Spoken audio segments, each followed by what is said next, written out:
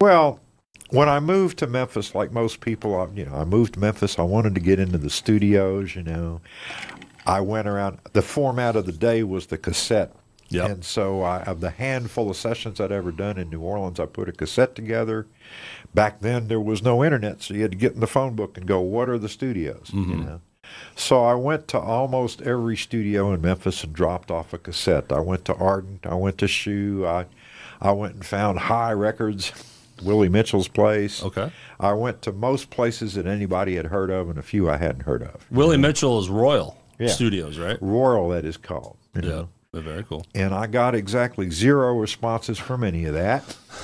Now, it's the music business. You kind of got to know somebody. Absolutely. Sorry, Gene. But it sounds like someone finally picked you up. So how did Shoe pick you up? One of the two guys I knew in New Orleans that got me to come to Memphis knew some of the people that ran Shoe Productions. Wayne Crook, may he rest in peace, and Andy Black and Warren Wagner, who's still with us. Yeah. Okay. They were looking for a guitarist to do a showcase show with Joyce Cobb that was coming up in 2 weeks, and it had to be somebody that could learn that much material in that span of time. And somehow my name got thrown into the mix.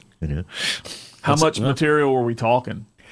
I think it was a showcase, so I think it was maybe an hour and 15 minutes, something like that. So that was how I met Davey Smith. Nice. He was the bass player, I imagine. Yeah, he was the bass player. The drummer was a gentleman named Melvin Robertson. There were a few. David Mayo played keyboards on that show. Swain Schaefer, may he rest in peace, played on that show.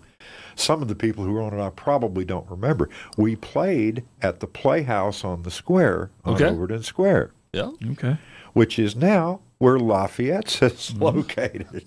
Very good. I didn't know that. Right. Well, part of Lafayette's was in part of that space. What is the Porch and Parlor Restaurant? All of that was the Playhouse on the Square, basically. What was the Square like back then?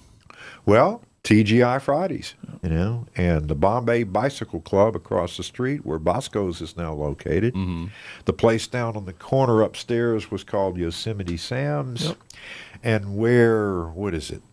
Not Opera Memphis. Was Night Moves down there, Jeff? No, that was Rascals. Yosemite Sam's was on the downstairs part of the building, and Rascals was upstairs. Gotcha. I stand corrected. Yeah, but the way the sign was on the front of the building, you thought the whole thing was Yosemite Sam's. Gotcha. That's the way it looked. Okay.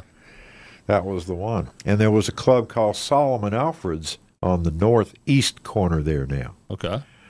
It got torn down. There was a hotel there for a long time called the French Quarter Inn. And it got torn down. Is that where the ballet is now? One and the same. Yeah. Right. Okay. And I've seen that corner through 3 different buildings. Yeah, I moved here in 2011, so I was there before the ballet came in. And I remember coming to Memphis and in that area, and there was a lot of plywood covering up windows even then. And look what it is now. Yeah.